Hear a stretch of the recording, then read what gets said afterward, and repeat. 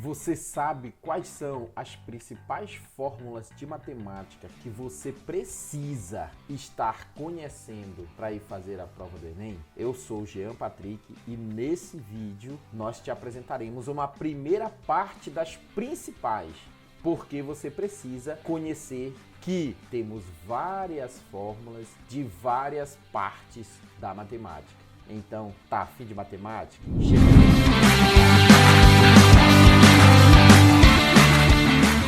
Esse vídeo é um vídeo solicitado por uma aluna, Kaila Oliveira. Então, espero que a gente atenda essa informação. E quero já te convidar a acompanhar as nossas redes sociais. Saiu agora há pouco uma foto e essa foto vem trazendo uma divulgação especial. Algo extraordinário vai acontecer no dia 6 de maio aqui pelo canal Afim de Matemática. Então, é uma data especial para quem conhece, quem lida com a matemática, e nós, do canal Afim de Matemática, não poderíamos deixar de registrar de uma forma magnífica. Nos acompanhe, coloque na sua agenda, dia 6 de maio, Afim de Matemática traz uma mega novidade para vocês. Para agora, vamos para o nosso vídeo das principais fórmulas de matemática para a prova do Enem. E aí, essa é uma parte, porque nós temos muitas fórmulas que você precisa ir sabendo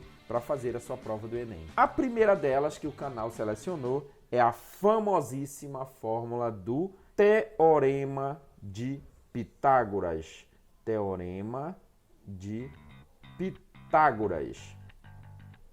Olha só, o que é que diz o Teorema de Pitágoras?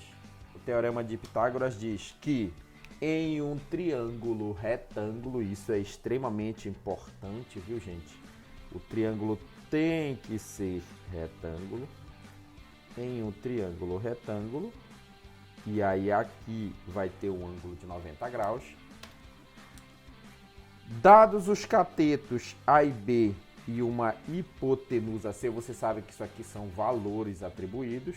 O que é que acontece? O quadrado da hipotenusa, ou seja, C ao quadrado, é igual à soma dos quadrados dos catetos, A quadrado mais B quadrado. Isso daqui tu tem que saber sempre, porque cair o triângulo retângulo, com certeza você vai sair por Teorema de Pitágoras.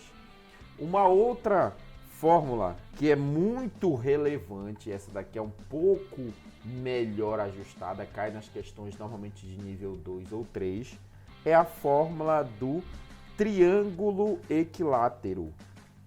Qual é a fórmula do triângulo equilátero? Primeira coisa é saber que um triângulo equilátero é aquele triângulo que tem todos os lados com mesma medida. E mais do que isso, todos os ângulos também são absolutamente iguais. Então, considere, por exemplo, que isso que eu estou desenhando agora seja um triângulo equilátero, em que todos os lados são iguais. O que é que você vai precisar saber? Você vai precisar saber a altura de um triângulo equilátero, isso você tem que ir sabendo, e a área de um triângulo equilátero, que eu vou chamar de S. Como é que é a altura de um triângulo equilátero? Tem uma fórmula que diz que é L raiz de 3 sobre 2. Quem é o L? É o lado. Se for dado um triângulo equilátero para você, obrigatoriamente você tem que saber, vai ser dada na questão o lado. E aí o que é que você faz? Como é que é a altura? A altura não é essa medida daqui, ó. Isso aqui é a altura de um triângulo equilátero. Como é que você faz? Você pega o lado que foi dado, divide por 2, raiz de 3. Por exemplo, se for dado um triângulo equilátero de lado 8, pega 8 dividido por 2, dá 4. 4 raiz de 3. Se for dado um triângulo equilátero de lado 6, como é que é a altura? 6 dividido por 2 é 3, de 3. Tudo bem? Olha aí. E a área? A área tem uma fórmula um pouco mais ajustada. Ela é o lado agora só que ao quadrado, raiz de 3, e não é dividido por 2, é dividido por 4.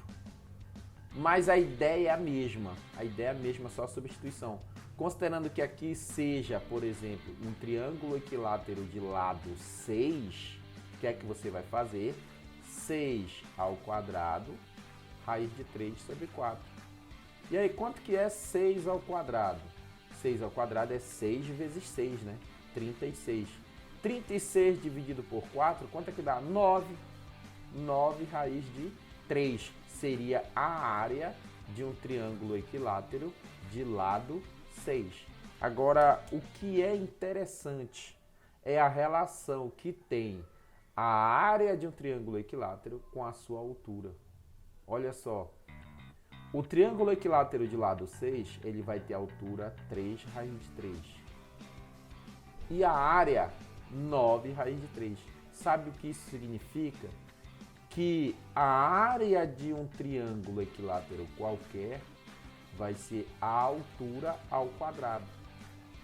Então, se você teve uma altura que é 3 raiz de 3, então isso aqui ao quadrado, olha só, isso aqui ao quadrado, pega o 3 e eleva ao quadrado, vai dar 9. Se tu tiveres a altura de um triângulo equilátero 4 raiz de 3, pega o 4, eleva ao quadrado, vai dar 16 raiz de 3 a sua área. E assim sucessivamente. Isso vale para qualquer que seja o triângulo equilátero. Se não for dado, por exemplo, para você o lado do triângulo, então de alguma forma você precisará encontrar para poder começar a fazer sua questão, porque você com certeza identificará a altura para poder partir para a área e vice-versa. E aí, vamos para a continuação das principais fórmulas de matemática, mas tudo isso dentro da parte 1. Aí entra as áreas das principais figuras planas. E aí tu tens o quadrado, o retângulo, o losango e o trapézio. Vamos a essas áreas. Área de um quadrado, como é que é? É o lado vezes o lado. Ora, como são iguais, a gente pode dizer que é L ao quadrado ou o lado ao quadrado. Se for um quadrado de lado 3, fica 3 ao quadrado, lado 4, 4 ao quadrado e assim sucessivamente. Aqui tu tens o que? Um retângulo. Como é que é a área de um retângulo? É a medida da base vezes a medida da altura. Então fica B vezes A ou A vezes B. Tudo bem? Pegou um lado, multiplicou pelo outro, acabou. É assim que a gente encontra a área de um retângulo. BA ou AB. Aqui a ordem dos fatores não vai alterar o resultado. Aqui entra uma figura já mais especial. É o losango. E a fórmula para encontrar a área do losango é Dzão.